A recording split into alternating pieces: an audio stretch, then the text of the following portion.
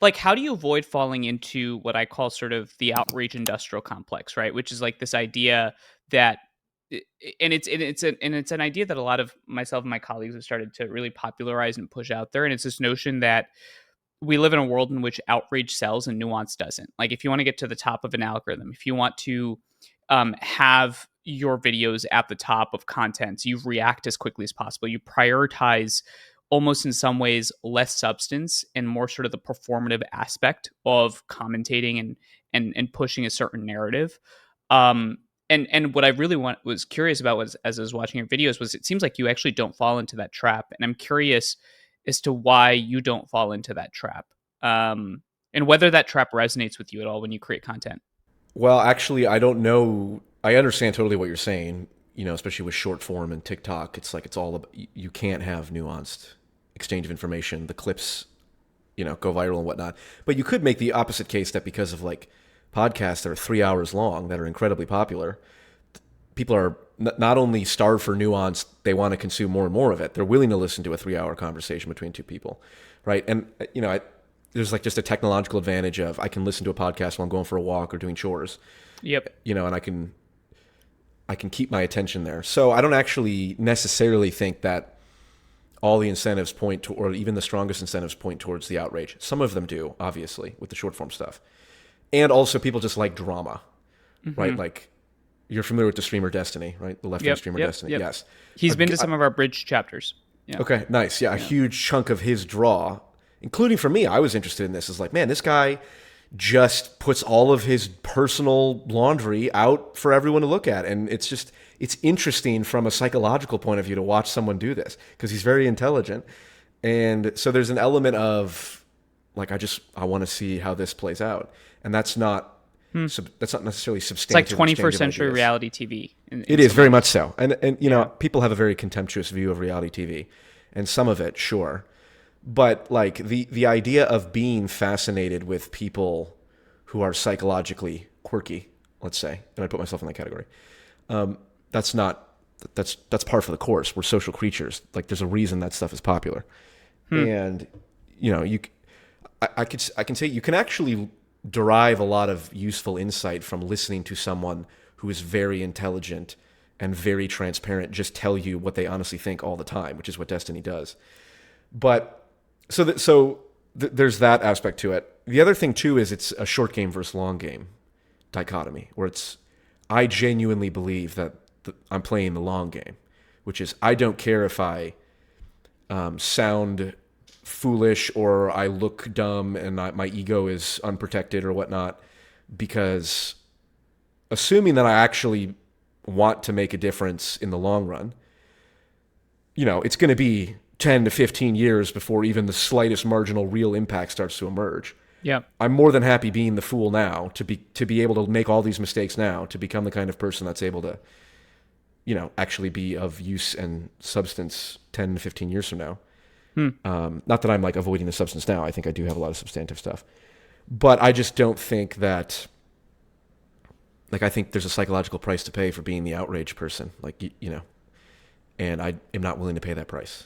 Do you think that the outrage person is the natural endpoint for anyone that wants to succeed today on social media? No, I think people who are not actually committed to their beliefs. There's a lot of people who do things for money and attention, which is not a hot take. What I have found interesting is because I've asked about, hey, if like Destiny, for example, leveraged his audience to do real life political canvassing, like Yep. that's converting online influence into real political power. Okay, that's interesting and the future, and I am very excited about that. I've asked, not like invited people to specific things, but I've floated the idea of, hey, how would you feel? What would you think about like using your audience to do this, or like going to an event or something like that? Just no interest at all from certain people, and it's like, oh, interesting. You literally do just do this for entertainment. Politics is sport to you, Yeah. and I don't blame people for being interested in politics from just like a pure interest perspective, because I think that's like it's an intellectual interest, so you can view it that way. What I do find interesting is the degree to which these certain influencers are get mad about things and, oh my God, this is so ridiculous. But it's like, yet you don't want to do anything about it. So Yep. what is it? And I think I've realized that's more common than I thought, which is disappointing. That's a fascinating take, which is that you see the future as converting online audiences into real political power, which in some ways sounds like what I mean. In some ways, that was television, like in the '60s and the '70s. That was converting radio audiences. The '80s, the '90s. I think Rush Limbaugh was really effective at that. So when you think that that's the future, can you dive into that a little bit more? Because I think that actually illustrates, for me, in some ways, a question that I'm fascinated about, which is what does political power look like um, as our times evolve and as technology evolves. So give me some more on that. The overwhelming majority of people are, I think, directly influenced by media online in terms of like political stuff. Everyone else is indirectly affected by it. So if you're the kind of person that's on Instagram or Twitter, but you're not following political stuff, you will still get all of the second order effects of political drama and political discourse. Right. When Elon Musk says Donald Trump's a PDF file, to use YouTube friendly language, like people who are not political are gonna hear about that, and it's the Epstein stuff is gonna spark interest and all that. So, virtually everyone is, if not directly, very closely indirectly affected by online political discourse. And so, because we live in a democracy, allegedly, or at least a somewhat functioning democracy, which I do believe, it's straight up a numbers game and a power block game. It's like, can you organize enough people to pass a what do you call it? Not a referendum, a proposition, or get a person elected or whatnot. And so, because online influence is so dispersed, there's a ton of it, but it's very diffuse. So those people that can connect solidify that amorphous power structure and channel it into, hey, we're going to, for a week, canvass for this politician, to the degree that canvassing is politically effective. I've heard various things, but whatever the action is. Yeah. And that just is the direction we're moving in, because everyone is influenced by online political discourse. Do you think that people would actually take the step from online engagement to real political action, or do you think it'd be a certain percentage? And the reason why I ask that is because the consensus of the establishment, the elite, a lot of folks that are, I think, in that sort of normie boomer category, is that the younger generation is completely politically disengaged because they spend all their time online. But there's an interesting case to be made, right, where you're proposing that actually political engagement, online engagement, can translate to real action. So can you a little bit?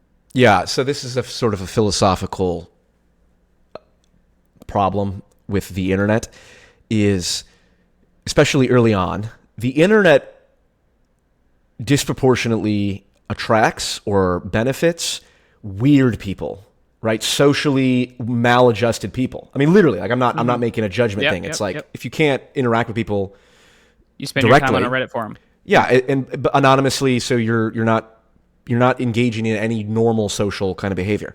That has changed as it's become more and more online. There's still an incredibly large amount of weird people, so to speak, but I think there's more and more people who are genuine and not hiding behind a anonymous account and calling people whatever, the N-word or communists or whatever. Yep. Like, I think as more and more people who are genuinely politically engaged are like, look, I've always been interested in politics. I've always wanted to get involved somehow, but I don't really know. But I've been following this one channel for 3 or 4 years. And because this person is honest and authentic and gives their opinions, I can generally have a good sense of, if this person is capable of actually, doing something in real life and leading kind of an organization or something, then I think they would be more likely to do that. I don't know. This is a hypothesis. Sure. But, for me, like, I'm very skeptical of online community, like Discords and stuff, because especially when it's anonymous, you just have so many people that are just intentionally or not unable to operate in that space, you know, in a way that maps onto healthy, functioning social relationships. And even normal people. You're saying that an online Discord server doesn't reflect healthy real life relationships. One might say, yes. Yeah. And but even for people who are, you know, well adjusted in real life, as soon as they get behind a keyboard and start commenting, they say things that are way more inflammatory than they would say face to face. And I've noticed that from my comments, where I have open call-ins where people can come on, and like every now and then someone will be real, you know, bitchy, but very rarely. And I often will email people or tell people who leave very negative comments, hey, I'm taking callers, come on in, we'll talk about it. And they are almost without exception, with a few exceptions, but almost all the time, they are much more ameliorating. So it's just, you need people who are capable of forming real life organization, which does require some level of, you know, social adjustment properly. It does. I'm working on it, man, on a daily basis. Yeah. Look, me too. And I think as more and more people are used to, like, oh, you know, you're on Twitter, you're on Reddit. Oh, you must be a weirdo. It's like, dude, what? No, everyone's on Twitter. Everyone's on Instagram. People are. This is just. I think it's called digital natives, or. Yep. Like the new generation are digital natives. It's not a weird thing.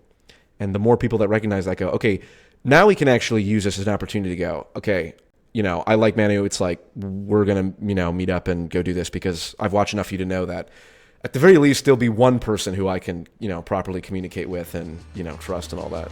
So I think that's the trend.